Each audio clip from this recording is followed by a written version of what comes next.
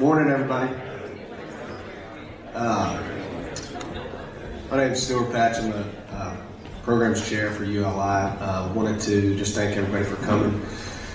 Introduce Charles Fanda. He's with the Little Theater, and he's going to tell you a little bit about the space. Thanks, Stuart. Well, with this being a theater, we're more often leaving at this hour than showing up. But we are really glad to have you all here, so thanks for being here. And just to let you know briefly about what we are, who we do, who we are. We've been around since the 1930s. This was actually originally a WPA project, Raleigh Little Theater.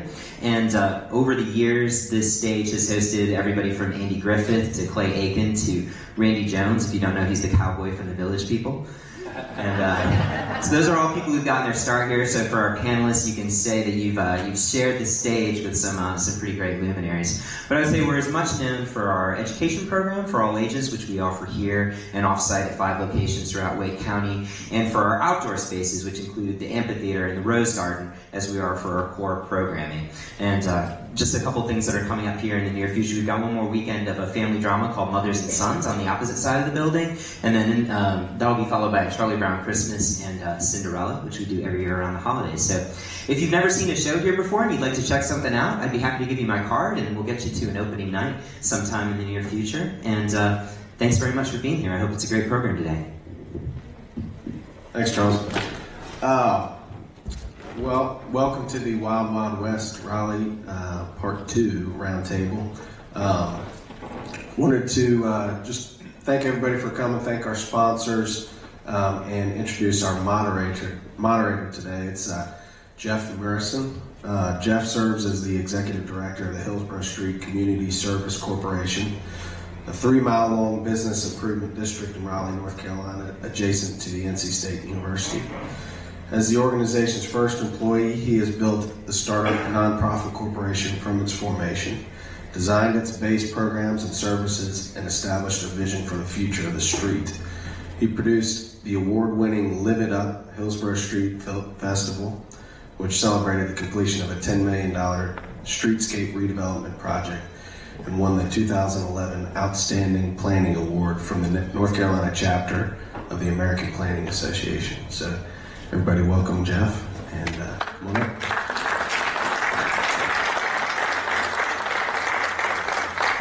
Thank you, sir. Well, good morning. Thank you for being here. We really appreciate the opportunity to participate with ULI and have this program both focused on Hillsborough Street and the Blue Ridge Corridor. I want to take a quick minute and introduce our panelists and invite them up onto the stage. Ken Bauer is Planning Director for the City of Raleigh. Ken joined the city in 2006 as Deputy Planning Director. His responsibilities with the city include management and oversight of the long-range planning and zoning programs, as well as supporting the Planning Commission. He holds a Bachelor's of Science in Physics from NC State and a Master's in Regional Planning from UNC Chapel Hill, which we'll forgive you today, but welcome. No planning program at NC State. Jeff Bandini joined NC State in May as Associate Vice Chancellor for Real Estate and Development, where he's responsible for overseeing Centennial Campus, the Biomedical Campus, and 120,000 acres of university-controlled real estate. Prior to joining the university, Jeff practiced commercial real estate and land use law at Parker Poe in downtown Raleigh for 18 years. He obtained his undergraduate degree in law and law degree and master's in city and regional planning from UNC Chapel Hill. Thank you, sir, for being here. We appreciate your time. And Teresa Gresham is a transportation planning engineer focusing on road and transit projects for Kimley Horn for the past 14 years. She managed a project team on this Raleigh-Cary rail crossing study that considered the future transportation and land use needs along the railroad corridor, basically from Maynard Road to Cary and Gorman Street in Raleigh. Thank you for being here as well. Today's topic focuses on West Raleigh, the gateway area around the greater Hillsborough Street community, as well as the Blue Ridge Corridor area, and what opportunities exist for real estate development and economic development to build a sustainable community in both of those areas. we do have a map of that. So Hillsborough Street sort of running east-west along there through the horizontal oval, and the Blue Ridge corridor running north-south from basically Western Boulevard north past Rex Hospital. We'd like to take a minute to ask each of our panelists to take 2 or 3 minutes to talk about what they're doing in those areas and their role in the city. Ken, you want to start? Should I come up there? Can you,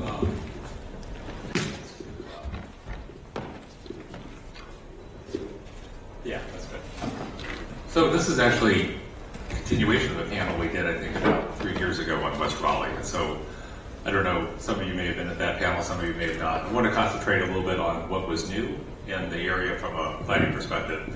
At the time we did the panel before, the city had recently completed a major urban design and development study for the Blue Ridge Road corridor, essentially spanning from the intersection with Durley Road down south to Western Boulevard. And it looked at a new development vision for that, the realization of which was going to be heavily dependent on working with partners at the state level, most notably major institutions like North Carolina State University and the Museum of Art, as well as the state property office, because the state has significant land holdings all up and down the corridor. And one of the, I think, most hopeful things that's happened is that partnership with the state property office through the governor's emphasis on Project Phoenix has really blossomed out the Blue Ridge corridor, and there's more momentum out on the corridor than I think there has been in any time for a really long time.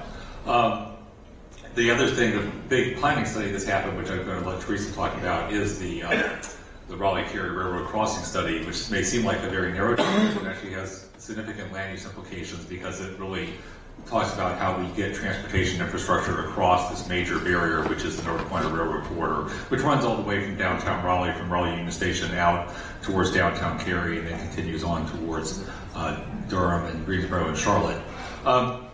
This map shows the current zoning. So one of the big things that has happened since we last talked about this area is that the city has fully implemented its Unified Development Ordinance by replacing all of the old zoning districts off of the map and replacing them with new zoning districts. And this map, I won't bother to explain all of it. You see a lot of institutional zoning out here because of the large government presence, the university presence, the hospital presence. And you also see a lot of mixed-use zoning out here. And what makes this zoning different than the zoning that it replaces is that, by and large, development review and approvals over here are by right, they're administrative. And so what that is intended to do is make it more feasible by lowering the soft cost of the approval process to do smaller scale projects. And we're seeing that start to really land on and impact Hillsborough Street, where we had a lot of smaller development sites that are now in play in a way that they weren't prior to that. Another large planning effort that sort of slightly preceded that was that with the UDO and with our comp plan, we moved to a more complete streets philosophy for the city's street network. We used to have a map that was a simple functional classification of roads, and all the streets in the city, no matter what their function or whether they were main streets or whether they were suburban arterials, fell into this rubric of local streets, thoroughfares, collectors, arterials, etc. And it was a very one-size-fits-all approach to street planning. What we have now is a much more nuanced number of categories that all tie into official street cross-sections in our UDO and our street manual, and has replaced that map as the street map in the comp plan. And the lines here show different approaches to streets. So Hillsborough Street is more of a divided, sort of a 3-lane highway going out. As it comes into the university area, it's mapped as a main street. It now has a classification that actually matches the cross-section that we're implementing with the Hillsborough Street improvements. Blue Ridge Road is looked at as a divided roadway that'll have a green median in it and have better bike and pedestrian facilities. All these street cross-sections have everything above a local street has some sort of cycling accommodation attached to it, and it has a wider sidewalk allocation than we used to have. So over time, as this gets implemented both through city transportation projects as well as through the development process, and you can see a view of this in the recent improvements at the North Carolina Museum of Art, where that part of the street cross-section has been implemented through that, it's going to be a much greener, much more pedestrian-friendly, much more cycling-friendly approach to the infrastructure. I mean, you think of this area as a gateway to the tremendous outdoor recreation opportunities that are out in Umstead Park, and the greenway system in the East Coast Greenway, which is in not too distant future allow you to carry yourself all the way into downtown Durham on trails. I know because I've done it with the few road sections that have yet to be replaced by Greenway. It's going to be a very amazing resource for the region. I have one more quick thing to touch on. The other big news, of course, do we have another map? Is the Wake County Transit Plan. And I'm probably going over time, but just to touch on this very briefly, is that the West Raleigh is very underserved for transit today. And this plan is going to produce in the short term frequent bus service and new bus services where none exist. There is no service servicing most of Blue Ridge Road except for certain portions of it north of Lake Boot Trail. It's going to be 15-minute all day, every day, 7 days a week, same schedule on Sunday that it is on Monday. It's going to be transformative, and when you think of major employers like hospitals, that's not a 9-to-5 job. A lot of people who work in hospitals are working all sorts of different shifts. This is going to make transit a much better way to commute for folks who are not working 9 to 5, who are working on weekends. And then these heavy red lines are the proposed bus rapid transit corridors. And out in West Raleigh, they largely parallel where the old light rail plan used to go, especially as you get past 440. But within 440, the focus is actually going to shift on the heavy infrastructure to Western Boulevard, and that's going to, I think, produce some new opportunities for looking at redevelopment, particularly where Blue Ridge Road meets Western Boulevard and some other nodes around there that would not have been considered as viable under the old transit plan. So I think this is a very transformative vision that's going to have a major impact on West Raleigh.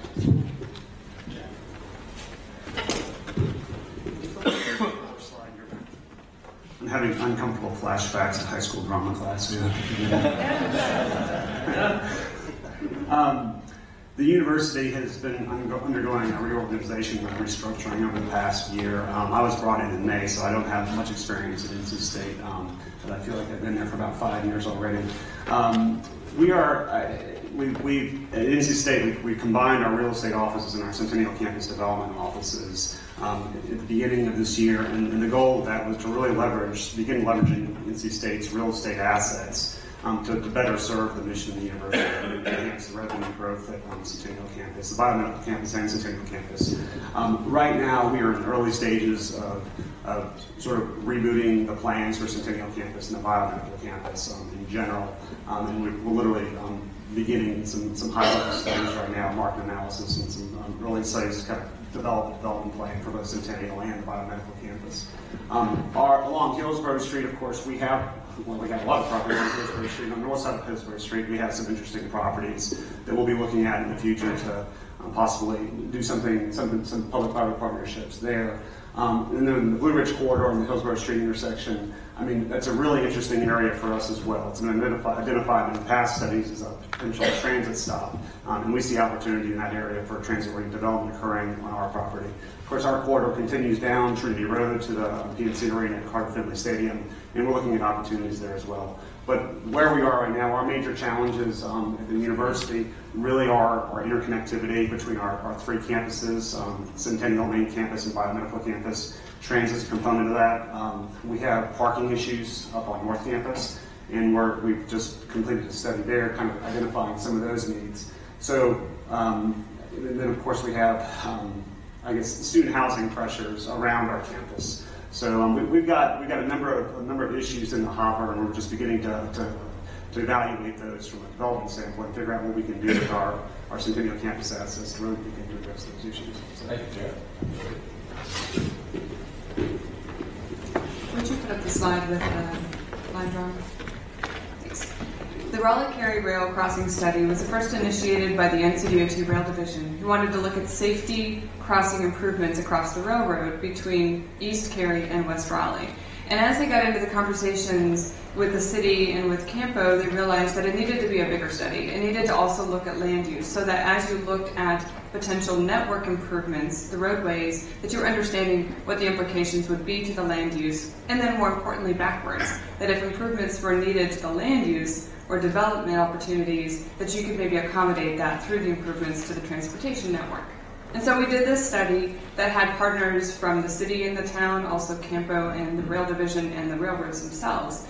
And we looked at those things, the network improvements, and then also how that tied in with the land use and development. And so we have made recommendations as part of this study in this area. And it includes an extension and grade separation, which is crossing over or under the railroad at Corporate Center Drive, at Edwards Mill Road, at Jones Franklin Road, which had previously been studied by the city, and at Powell Drive, and Powell actually is going to be realigned to Youth Center Drive there by the fairgrounds. And so this graphic just shows the locations along here, and the reason I'm showing you this is so that you can see when you start making these extension and connections, all of a sudden your roadway network looks different. You have this grid that isn't there today across the railroad, and it may help relieve some of the pressure on the roads that are already out there.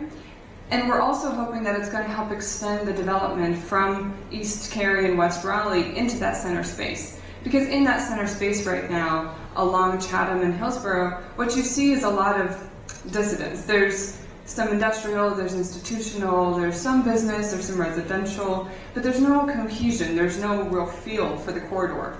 And some of that may be fine. It's an in-between space, and so there may never be one vision or one feel of it. But there's a lot of spaces that could be filled in or redeveloped, and this roadway network and the improvements that come out of it were intentionally developed to try to maximize that, so that we were setting ourselves up to be able to open up more places for that development. And so as we get into the conversation today, it's going to be just a good starting place, a good reminder that these projects may be long-term, but that the vision in our head as far as potential redevelopment doesn't have to be only with the existing roadway network, but that there may be other connections that will help facilitate those. Thank you. So I have a whole bunch of questions, but if you've got questions of your own, don't be afraid to raise your hand and we'll call on you to get that part of the discussion. So we're going to start off with a question for Ken and Jeff. Are there development trends that you see in West Raleigh that are unique to the city? Things that are going on that are happening in our communities that maybe aren't necessarily happening in the rest of the city? Well, I mean, the obvious one is on Hillsborough Street, there's been an enormous amount of student housing development. Of a type of student housing that I think is new to the city, have been coming to other university areas around the country. And we see two types of projects. One are fairly large projects that are supporting a parking deck, like the Stanhope, like Valentine Commons. And then another thing that's been kind of interesting to see is a lot of small-scale projects go up that are student-oriented, have maybe a small amount of surface parking attached to them. They're like 3-story buildings, and they're going up on relatively small infill lots and amidst the commercial portions of Hillsborough Street. And that was something that I think was relatively new for us. One of the things I think facilitated that was they were able to take advantage of parking reductions and being so close to the university, rent some of their units to students who do not bring a car to campus but are relying on walking and cycling for their transportation.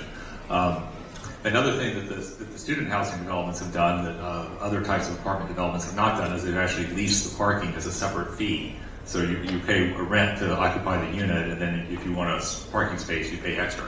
Well, it turns out that financial hit has caused some of the students to leave their cars at home, and such that the capacity in some of these larger parking decks is not actually being used up. And now that some of that spaces, I believe, in some of the developments has been made available for other uses, which is good in a parking constrained environment such as Hillsborough Street. You know, the other major thing, of course, that we're seeing is the large institutional investment that's happening, both from the Art Museum and expanding their museum park, improving their parking facility, and just creating an amazing world-class outdoor art experience, which I think is unique because our art museum is not in what has been an urban location. It has a lot of land, and so we've been able to utilize that to create a unique art experience that's different from most museums that you would find in a capital city. And I think it's something that's very unique to Raleigh.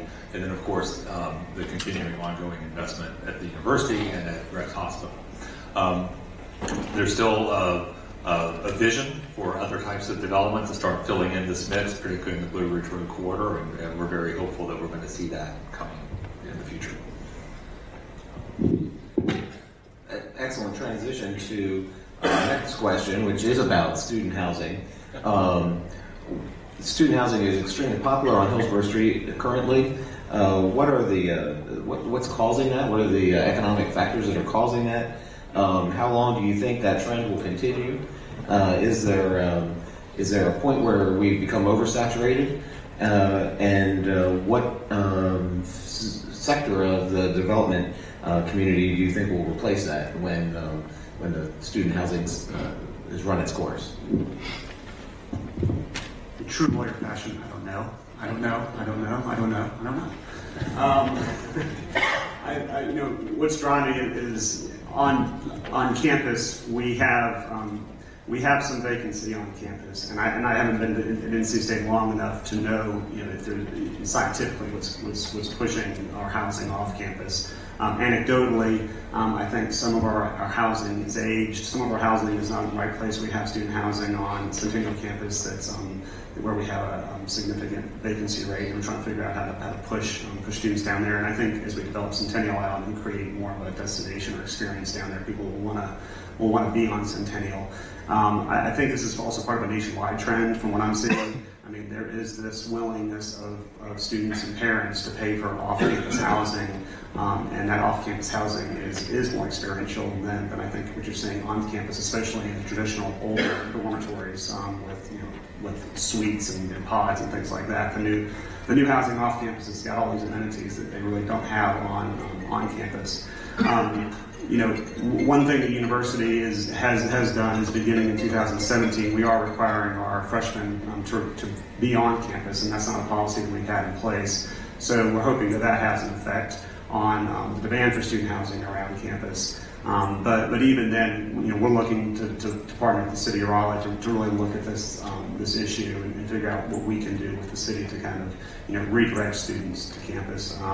But again, I don't have any explanation for why it is the way it is or when it will stop. But I think our student growth is not tremendous. I think we're pretty steady on student growth, so it's not tremendous student growth that's driving it. I think it's probably just a demand and amenity driven, but just my guess. Thank you. Teresa, can you give us an update on the Raleigh-Cary Crossroads project, where it stands, what the next steps are? The projects we're hoping are going to get funded mostly through state funding. So there's several different sources that could help provide that funding, and certainly partnerships with the city and the town can help supplement the state's required amount that they would have to contribute. I checked with DOT this week just to find out what the latest status was on the funding situation. And the schedule of the funding for the state, they do a 2-year cycle with the State Transportation Improvement Program, and that's currently gone through 2 of the 3 rounds of prioritization. And the projects that are within this corridor, there's 4 grade separation projects, did not get funding through the statewide tier or through the regional tier, and it does not appear that they are going to score high enough to get funded through the division tier, which is that 3rd final tier. If that is the case, then that means there would not be funding in the next 2-year step, which is a 10-year funding schedule. So there's still opportunities to add projects, to get projects moving even outside of the STIP or to get them added to the STIP. But the best scenario for us without that is going to be to wait until the next 2-year cycle and hope that they increase in their priority level. The more that we can get some partnership funding, the more likely it is that we can get some state funding. It becomes more of a match, and the cost-benefit ratio for the state increases. And so that's something that I know the town and Camp are going to be looking at, is if there's any local opportunities, if there's a high priority project, that they would really look at allocating those funds, at least for some early planning studies, so that they can get a feasibility study done beyond, a more detailed feasibility study done beyond what we have done, with some designs and realistic cost estimates, and maybe be able to bring in some of those partners. Some of the projects, and including some of the network improvements that would tie into the projects, may also be private-public partnerships. And so if there's a development that comes in that would really benefit from one of these projects, there would also be good discussions to be had about getting some funding in from those developers in order to move the projects ahead of schedule, ahead of what they would be scheduled if they were just state funded.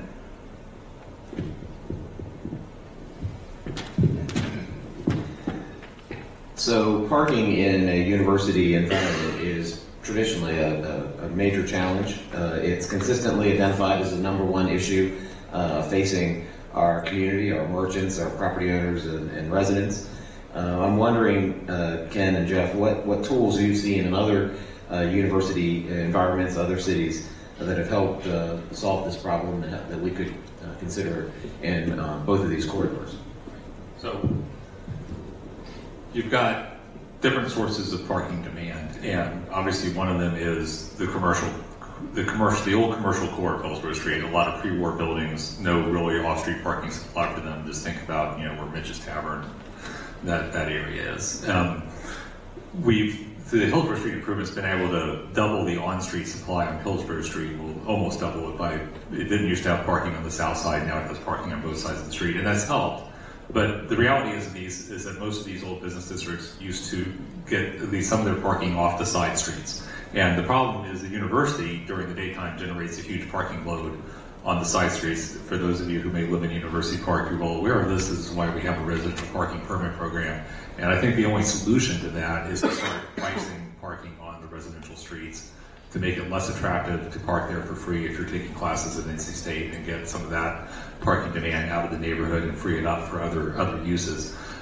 The old traditional municipal approach to parking was to buy some land and build a facility that would be publicly available. The problem is that this corridor is long, and so wherever you put the facility is going to be convenient for some people and not for others.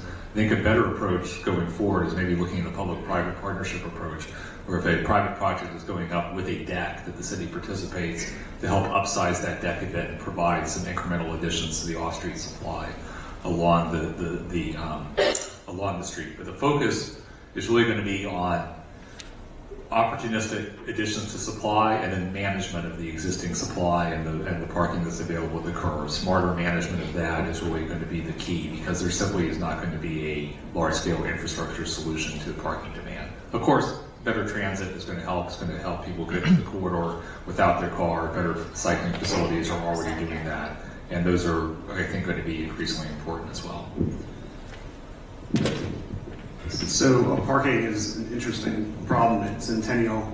At NC State's campus, we have a deficit of parking up on North Campus, Central North Campus primarily, but we have a surplus down on Centennial. We have lots of decks on the Centennial campus. So the university is just including now putting together a parking model, not a study necessarily, but Kimberly Warren's helped us put together a parking model to really start plugging in enrollment growth and commercial growth on Centennial, and just looking generally what's happening at the university to pinpoint where our parking needs are. And that was we had some interesting outcomes from that. I'm averse, and I think we're generally averse to building parking decks because we don't know where the future lies in parking decks. It's kind of learning from downtown Raleigh's experience with parking decks. We don't want to overbuild, but we need to make sure we have parking spaces to serve our students. But coming out of the parking study, what we realized was, the parking is not a university issue. Parking is a university and a city issue. And so just as we were wrapping up that study, it occurred to us we need to partner with the city and look at what the impact our parking decisions have in terms of new infrastructure or otherwise changing policy, what impacts those have on the surrounding neighborhoods, including this neighborhood. And so we are talking to the city now about expanding the scope of our model to encompass these surrounding areas, to make sure that if we are making parking investments on Hillsborough Street or elsewhere, that we're not having inadvertent effects, on the neighbors, and looking at changes of policies off campus, on campus, that help minimize parking too. We're hearing a lot in the university context too about the effect of self-driving cars and what effect that's going to have on the future of parking. When you have a self-driving car, that's, parking itself, you don't need as much space in a parking deck. You don't need as many spaces, in a parking deck. You don't need as big a parking deck. And those are kind of futuristic, but it's really not that far down the pike. And again, we're reluctant to spend too much money on building new parking decks anywhere until we get a better grasp of what we actually need now, so we don't overbuild, maybe anticipating what will be coming down the road in 5 or 10 years in technology. So there's strong evidence that transit infrastructure and connectivity helps drive economic development. With so many transit systems covering West Raleigh, how do you see this affecting growth in this region? And that can really be for all three of you. So, again, looking at what the Wake County Transit Plan holds, we'll see a pretty dramatic increase in local bus service on the Hillsborough Street corridor, and then longer term, looking for some actual rapid transit infrastructure aligned with the Western Boulevard corridor. And of course, when you get out to the Jones Franklin Road area, those corridors pinch together and then are running very close and parallel to each other. So I think one major implication is that looking at Western Boulevard suddenly opens up some potential transit-oriented redevelopment of locations that would not have been looked at in the prior transit investment strategy. The parking constraint at North Campus, the fact that for the most part parking is not free on North Campus, it's not free in downtown Raleigh, makes it a natural market for transit because there's an economic incentive to use it over and above any other incentive that you might have. So, and studies have pretty shown that transit works best in places where parking is tight, and it works worse in places where parking is lavishly provided and free. And so this is a natural travel market for that. And I think this trend to infill development, parking in traditional suburban parking ratios kills the project. So transit is essential to is to accommodating the type of development that really wants to be here. That's a more walkable development that's walkable to the commercial goods and services in Cameron Village and on Hillsborough Street, and eventually on places like Blue Ridge Road, and it's walkable to campus. You asked a question earlier about what's driving the student housing. I think it's no surprise that the majority of the investment is happening within a few minutes walk of North Campus. That's obviously one of the things that is driving the site locations. These are not easy sites. They're not inexpensive sites. They're not easy sites to develop, and why would you be here if not for that proximity? The proximity is absolutely what is driving it.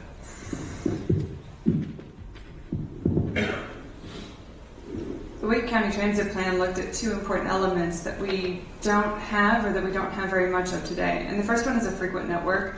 And the frequent network right now is very small. It's a couple of short routes within downtown Raleigh. But we recognized early on that the benefit of the frequent network, which is 15 minutes or less, is that people can start to use it for more things than just commuting. And if you open up that possibility that folks could start in downtown Raleigh and go on many routes out of the downtown area during the day, whether it's for eating or shopping or medical visits or whatever it is, or of course the reverse coming in, then it changes your travel behavior, and it also opens up new opportunities for where you could live or where you could shop and where some of those developments could be located.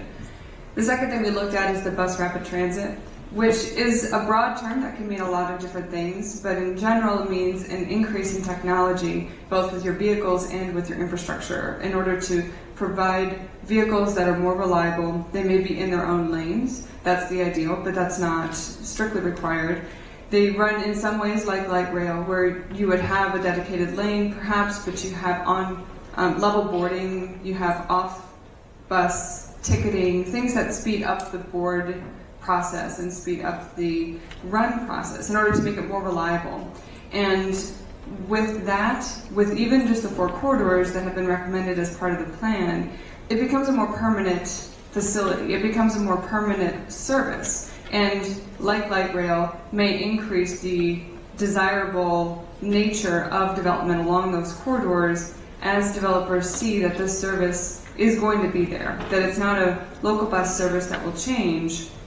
But when you've built very expensive platforms that are more than just bus stops or even signs, then it gives them a higher level of confidence. And so that's going to, we expect, change some development patterns throughout the city as well. From the university's perspective, I didn't appreciate this, and I was somewhat involved with the on the periphery of the transit plan and worked with Richard Adams and just talked to a bunch of different people when they were doing the Wake County Transit Plan. But coming to the university, I just never appreciated the chasm that the North Carolina Railroad and Western Boulevards creates between sort of northwest Raleigh and southwest Raleigh. I mean, we've got significant development occurring south of those railroad tracks, and we've got bulk of the population in Raleigh north of those railroad tracks, including downtown. And there are like 3 access points, and there are 2-lane access points, between the fairgrounds and downtown to get across those tracks. And it's a transit issue. It's really a transportation issue, and it is really dictating the pace in which we're going to develop Centennial Campus and the land around Centennial Campus. And again, we're talking with the city of Raleigh now to figure out how to make those connections between downtown and Centennial, between Centennial and Main Campus, and just those points north. And it's a real challenge. We're extending Pullen Road across the Centennial Parkway from Hillsborough Street, but that's going to be a 2-lane road that is already overused and under capacity. And there's just very limited opportunities to get people north-south. I think transit is one option, but it can't be a futuristic option. We've got to create these options now, these alternatives now, because we've got that need today. So that's just an element that's important to us. I'll just put in a short plug. The project's been designed to do a pedestrian underpass where Haven Ferry meets Western Boulevard, and now, thanks to the advocacy of the District D Council member, Kate Crowder, we're going to be embarking this year on a corridor study for Haven Ferry Road, which is obviously another major transportation corridor tying together university assets with neighborhoods, and of course we'll be working very closely with the university on that study. And I think that's going to be, this is very important, looking at Centennial Campus and North Campus and how they relate to each other and increasing that all modes of connectivity. So what's commonly referred to as Phase 1, the streetscape improvement on Hillsborough Street, which is now followed by Phase 2, which is underway, is seen as a major economic development project for the street. The evidence is strong that there's been a lot of investment since Phase 1. Would you agree that those projects are economic development engines, and what type of additional projects do you see the city engaging in moving forward, similar to those? I'll speak briefly and maybe turn it over to Jeff. It's hard. Obviously, the projects were done, and the first Phase 1 project was done, and about the time it was wrapping up, we started to see a lot of development proposals come in for Hillsborough Street, and a lot of stuff has been built. There's been a lot of investment. Can I get up here and say this investment absolutely would not have occurred without the improvements? No. There's no way you could do an ex post facto analysis, of not building the improvements and seeing what happens. So, but it's certainly an encouraging sign that, this was a transportation project that was really not designed around moving cars. In fact, it actually constrained, in some ways, vehicular capacity. It was designed to change the image of the street, to make it more attractive, to make it better and safer pedestrian experience, and to increase on-street parking. Those were the 3 major objectives, all of which were designed to make the street function better for retail and for mixed-use development. And so we're very much encouraged that, in fact, investment in the retail and investment in mixed-use development has followed on those investments, and we're very hopeful that Phase 2 will extend that energy further west. I haven't been here long enough to measure whether or not it's had a measurable economic impact on Hillsborough Street. if you can measure economic impact and the number of calls I get every week from developers when I develop our property in Hillsborough, then I think it's probably been successful. Yeah, we really can't speak to it. The university, of course, is committed to making the Hillsborough corridor a high quality, high amenity corridor for not only for our students, but also to have, to create an attractive buffer between the university and our surrounding neighborhoods. I really don't have any statistical evidence. You know? I tend to think it's the Hillsborough Street Community Service Corporation.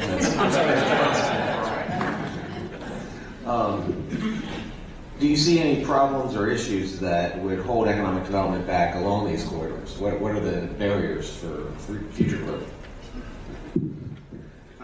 I'd say parking, but not necessarily parking. People getting there, and it doesn't have to be parking, it can be through transit, but just that access, I think, is an issue. And you were asking earlier what's unique about this area in Raleigh. There aren't too many places in Raleigh where you're so constrained in terms of expanding your transportation infrastructure and expanding parking, except, I guess in downtown to some extent, but even downtown is built on a grid where you can move people through the downtown relatively easily. You have options to create new corridors. So I think access to the area and through the area is important. And then I want to say parking, but I don't want to overemphasize parking because I hope that there's other alternatives for that. But in terms of, those are challenges. At the same time, I think our opportunities kind of create challenges as well. There's so many institutional resources in this part of town that really do pull people there. And I think we want to make this part of Raleigh an interesting and lively area, but we don't want to discourage people from coming here by having so many people here, not being able to handle those people that they don't want to come back. And so that's, again, something that we've been thinking about is, and the Hillsborough Street project is a perfect example of a project where people are coming down there and seeing a new part of the city for the first time, and they're thinking, wow, this is something neat. But at the same time, we just got to balance our investment in this area and make sure we're keeping up with the demand. Could you pull up the graphic for me that has the... Thank you. That has the Powell Youth Center proposal. I think one of the things that limits potential development, especially as you get further away from... Are there more slides in the back of this? No. No, I've got a PDF on there.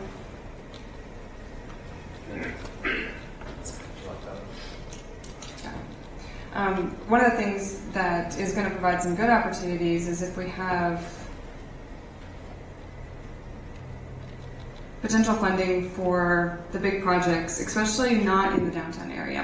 And so looking at the Powell Drive area, for example,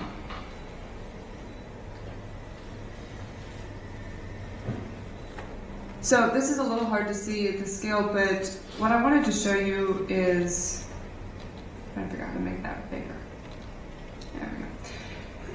Is you've got a realignment of Powell that ties in now with Youth Center Drive. And by doing that, it takes it from a constrained connection at an at-grade there, and it makes it into a more useful north-south connector. But it also then changes the feel of that road, and it changes the feel of that section of the community. And so when you look at potential land development, you've got Blue Ridge there to the east, Powell on the west, and we've looked at some potential redevelopment there between them. And of course, the Blue Ridge study did quite an extensive study of potential development, and we've tied into that. And there's some blending then of our redevelopment with the Blue Ridge redevelopment.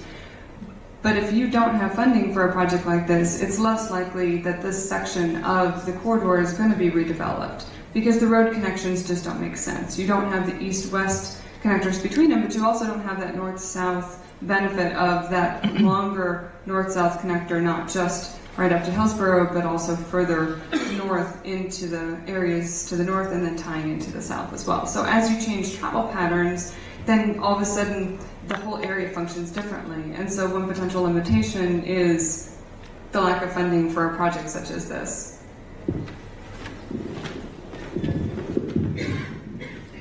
I would say in this area, absolutely infrastructure, lack of a good road network is a major constraint for development.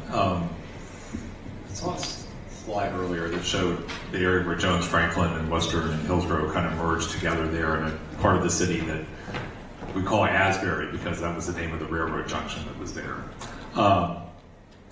We did an area plan. Yeah, just leave that up for a second. We did an area plan in this area. And this was an example of an idea for an infrastructure investment that we hoped would spark some development interest, but has not as of yet, but we're still hopeful for the future. There used to be this ramp and flyover infrastructure here, and this was up for bridge replacement, I think around 2007 and 8, and we did work with the CDOT and did some traffic studies showing that you could replace this with an at-grade intersection and free up a lot of excess right-of-way and make a much more compact footprint. And it would function just as well from a transportation standpoint, but it would create a better environment. The problem out here is that you've got a lot of small and oddly shaped parcels, and the other problem, quite frankly, is that NCDOT doesn't really have the programmatic resources for thinking about excess right-of-way as a development resource and how to put that into private hands so it might be productively used. And I think that's something that needs to be, we need to continue to work with our partners on DOT as to how that can happen, because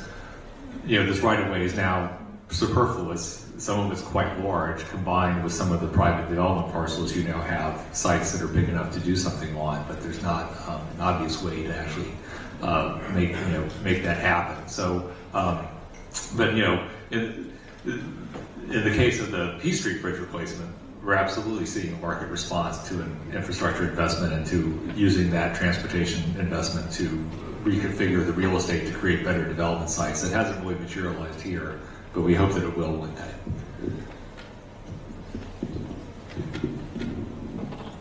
We have about 20 minutes, so I wanted to see if there's any questions in the audience. Stand up, shout it out, anything for any of our panelists? Don't be shy. Anybody? Okay. What role should government and institutions like NC State, Rex Hospital, the Art Museum play in encouraging well-designed and well-maintained urban environments? That's a big one. Well, in the case of Blue Ridge Road Corridor, Rex Hospital and the Art Museum were major players and stakeholders in that process. And so because they were brought in at the planning phase, they're quite vested in the recommendations of the plan, because they are to a large extent recommendations that they helped develop. And now, as institutions, they're starting to execute on those visions through their own investments on their sites. And so I think that is key. And so, when you see the Art Museum coming in and completing, the streetscape and the side path and the infrastructure that's eventually going to make Blue Ridge Road part of this whole network of trails that is blanketing West Raleigh. It's a really great improvement that I think is going to create eventually a lot of value for the surrounding real estate when, through Project Phoenix, more of that is put into play. You've always got to balance the needs of the institution, which are internally focused and idiosyncratic. You look at the uses out here at Art Museum and Vet School. I mean, these are things that have very particular needs and requirements, and try to balance those needs against the public needs to have a great public realm and right of way. So that's what we try to look for when we're doing these types of plans and studies in areas like this that have such a large institutional presence. From the university's perspective, I mean, it depends on where we are. If we're on Hillsborough Street, we certainly want to see that corridor developed in a way that enhances the front door of the university. At the same time, we don't see ourselves as a driver of development along Hillsborough Street. If we can seed some properties and do some things to encourage development, we certainly want to do that. And we've had success there with the Aloft Hotel by the traffic circle. We're already seeing new development in the pipeline right around the hotel. It's going to change the character of that area, which is, if you've ever driven back behind the Aloft Hotel, it's a very interesting area off of Maiden Lane. In fact, I encourage you to, after this, go drive up there, because it's kind of like the rural country. But we've had developers that have taken interest in that, they've assembled it, and then they're looking at redeveloping it. It's a different story on Centennial and the biomedical campus. The original vision for Centennial Campus was really to create a mechanism to bring in public-private partnerships to develop, an innovation district 30 years before anybody knew what an innovation district was. And we're 25, 30 years into this innovation district experiment on Centennial and the Biomed campus, and the rest of the country is catching up to us. So to stay ahead of that curve and to remain on the cutting edge of that movement, we've got to change the way Centennial and the biomedical campus look and work and feel. And of course, there's the whole live, work, play mantra that we will adopt and we have adopted on Centennial and the biomedical campus. And in those campuses, we will take a much more active role in shaping what's happening around us and what's happening on those campuses. So it just depends where you are on the university campus. And again, NC State's a little unique in that we have so much land that we can pursue innovative public-private partnership development on as compared to other universities, even in the Triangle. So that's kind of where we see our role. Workforce housing is a very hot topic these days across the nation and in Raleigh. What impacts, what opportunities do you see for those kinds of solutions in both of these corridors?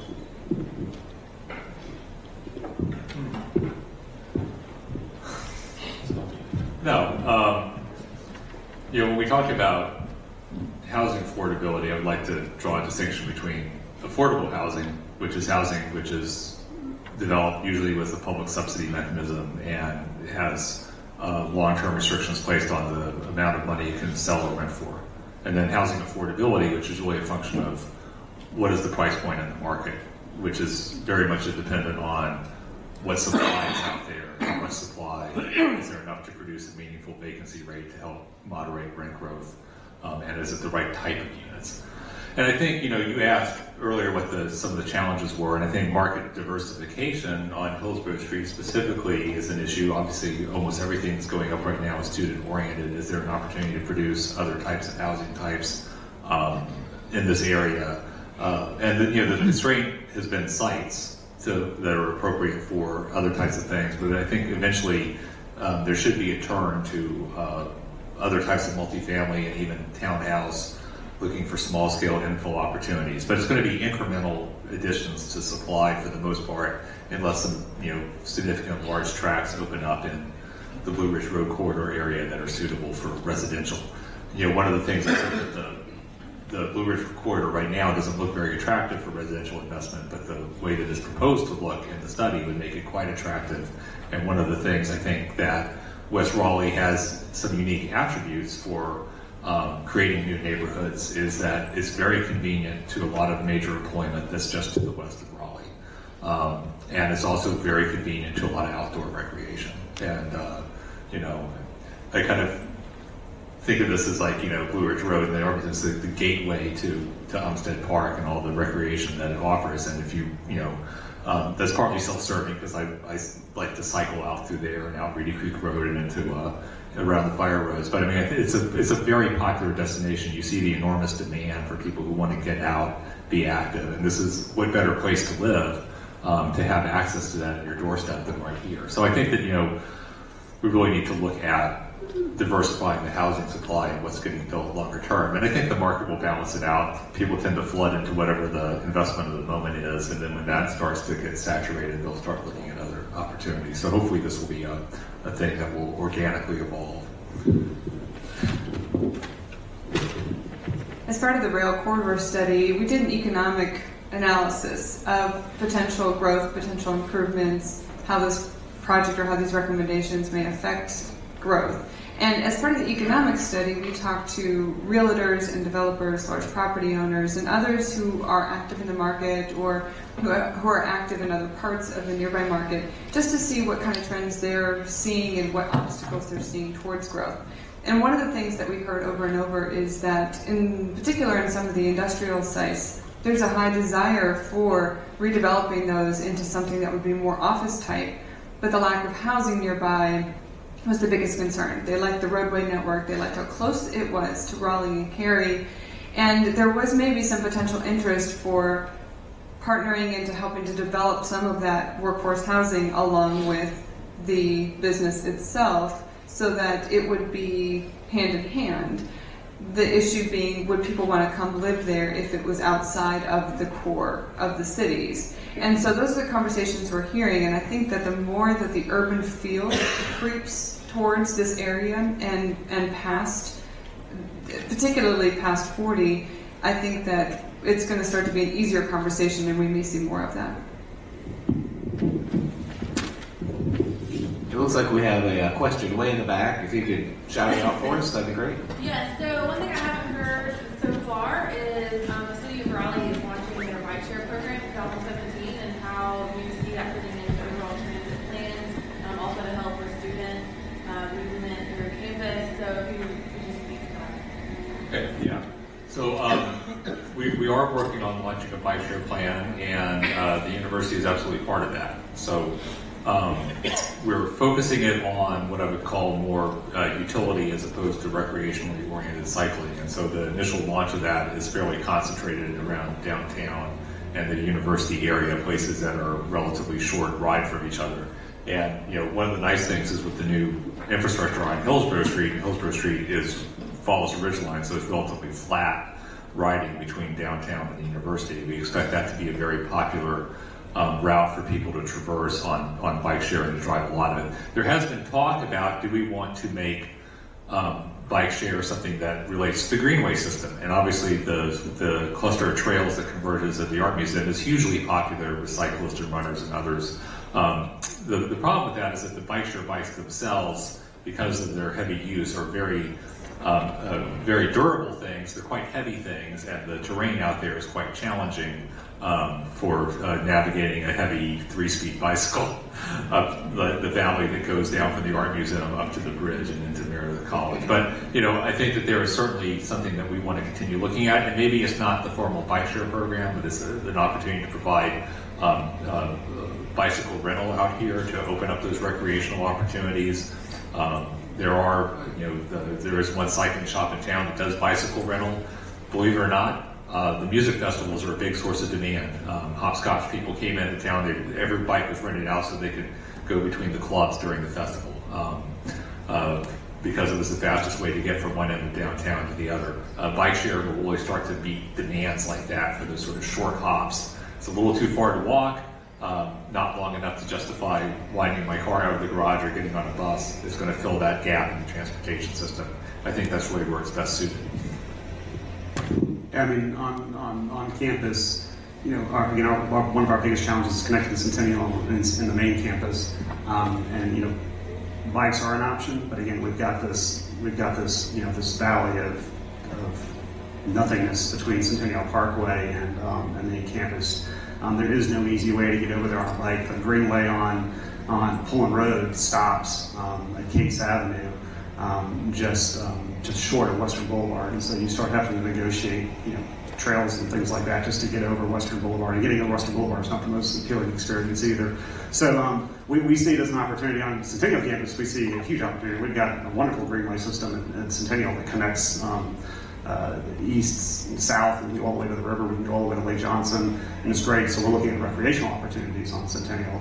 We really need that practical connection with North Campus, and that infrastructure gap is preventing us from really, I think, leveraging those opportunities. Any other questions? Yes, here in on the aisle. Yeah, I'm curious about the state fairgrounds. If there's any plans or anything going on to make that kind of more cohesive or utilized more throughout the year. They're putting in an aerial tryout, right? Skyride. Big skyride. Okay.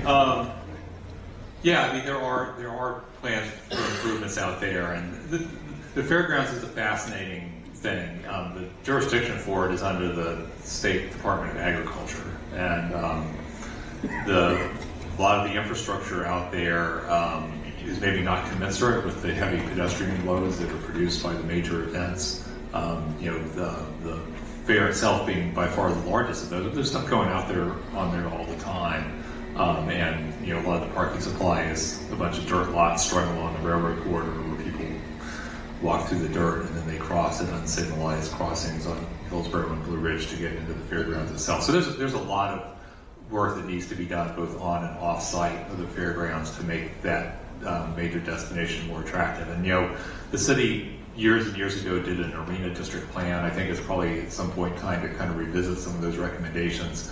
We've got more detailed study about how to tie the road network together from the study that Teresa has done. There's tremendous opportunity out there, and so we need to continue working on a compelling vision for it. Anyone else? I asked that question recently at the Department of Agriculture, and they said we have a plan.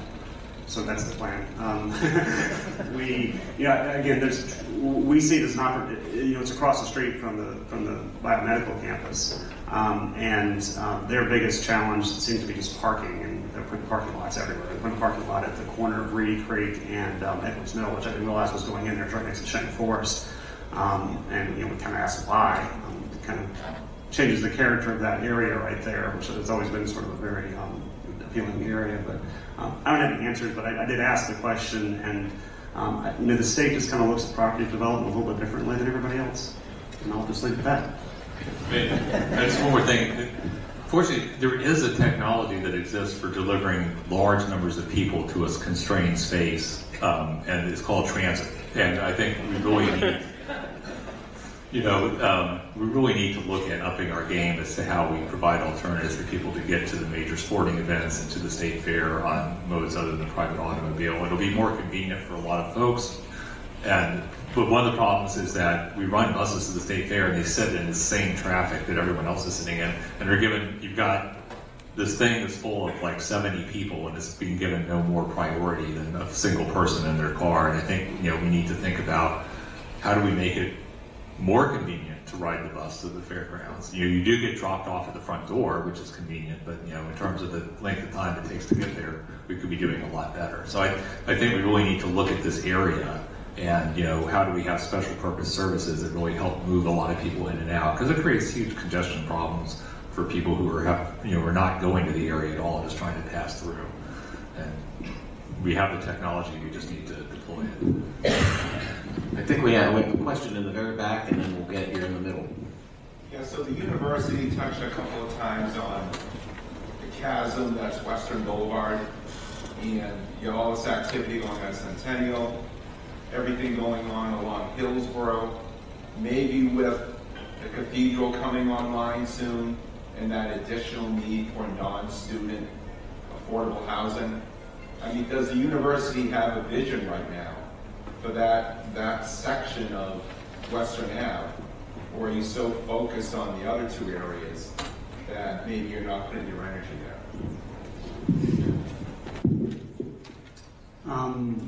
I can speak from the Centennial Campus perspective, but I mean, it is a good question. One problem we have at the university is we have a lot of land. And if you look at a map, just looking at this map of West Raleigh, we've got all the property out by Carter Finley. We've got the biomedical campus. We've got North Campus, Central Campus, Middle Campus, which extend from David Ferry Road up in sort of a crescent to the McKinnon Center up to Western Boulevard. We abut Western Boulevard the entire way. We go up Gorman Street, and then we've got Centennial Campus. And then we have farms south of Lake Wheeler Road. We have thousands of acres in Raleigh. And sort of the focus right now, sort of the most pertinent needs are our parking needs and our shifting of our engineering school from main campus to Centennial Campus. They are requiring us to prioritize what we do, and we are prioritizing Centennial Campus right now on main campus and looking at the biomed campus. We have years of work to do just in those three places. And on Centennial Campus, we have infrastructure built out where we can go in there tomorrow and start developing that. And we are seeing activity along Hillsborough Street. We have a pertinent parking need up on Hillsborough Street where we need to begin addressing how we access North Campus for our students and faculty.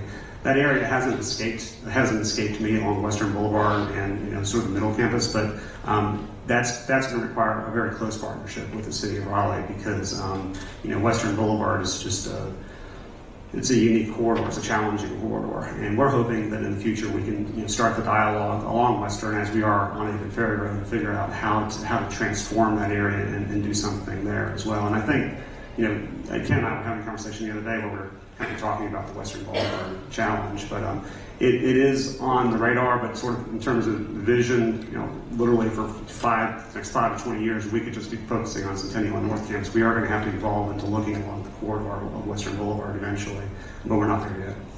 We'll take one last question from the audience right here in the middle.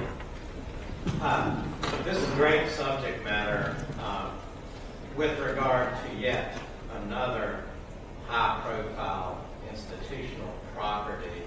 What is going on with Meredith College, and are they integrated into this process? Well, I'll shift temporarily from moderator to slight panelist.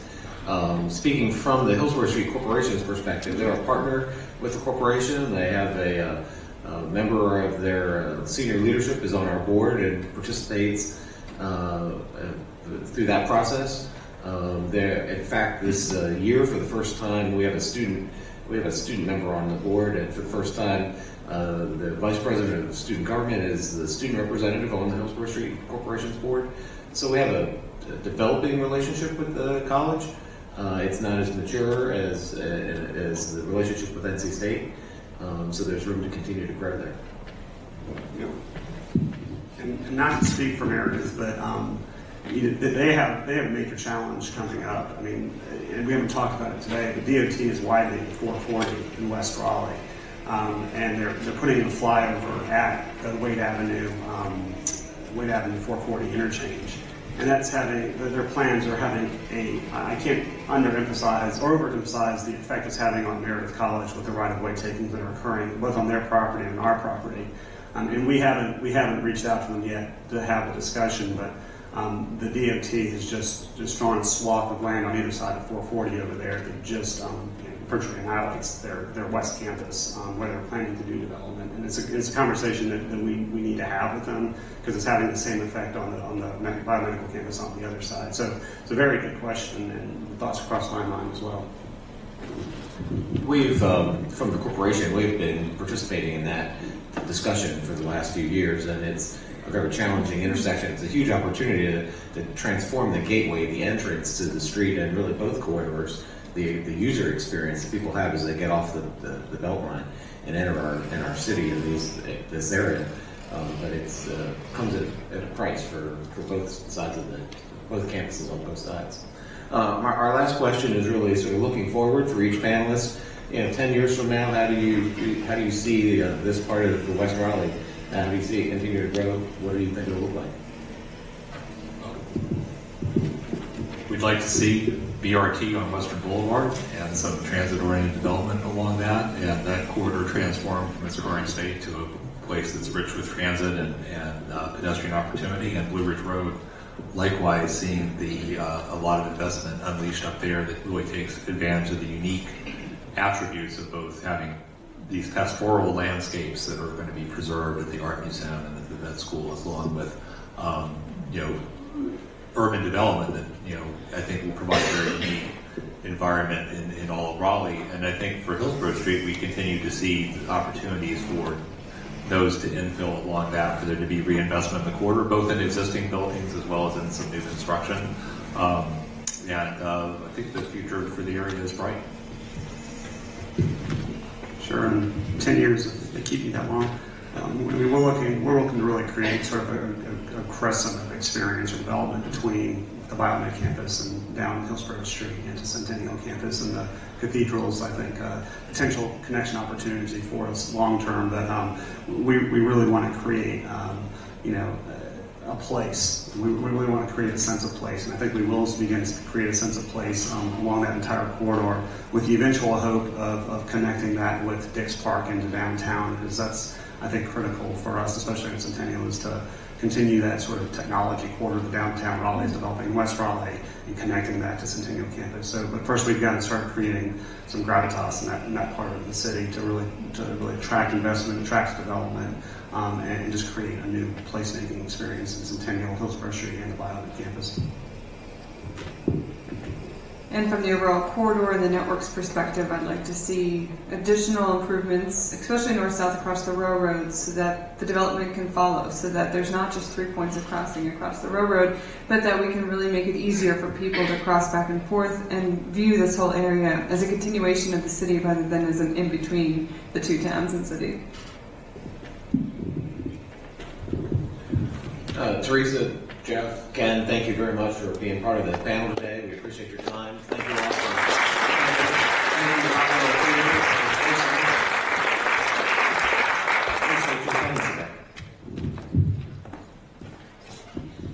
Thanks, Jeff. Thank you, guys. Thanks for the panelists. This was really good stuff. There's a ton of opportunity for the real estate community in West Raleigh due to a lot of hard work that you guys have put in various areas. Wanted to just touch on a couple housekeeping items. We've got some events coming up that I just want to highlight the dates. October 12th, Disruptive Forces in Retail Real Estate at the Museum of History is coming up, so hopefully y'all can attend that. October 24th through the 27th is actually the National ULI Fall Meeting in Dallas. Went to the one in Charlotte a couple of years ago. It's a great experience if you've never been. November 17th, Real Estate Trends, 2017 Real Estate Trends at the Durham Convention Center. And December 7th, we're having another members-only roundtable about accessory dwelling units. So hopefully you all can come to those events. Thank you again to our sponsors. Thanks for everyone for coming. Thanks to Jeff and the panelists, and we'll see you soon.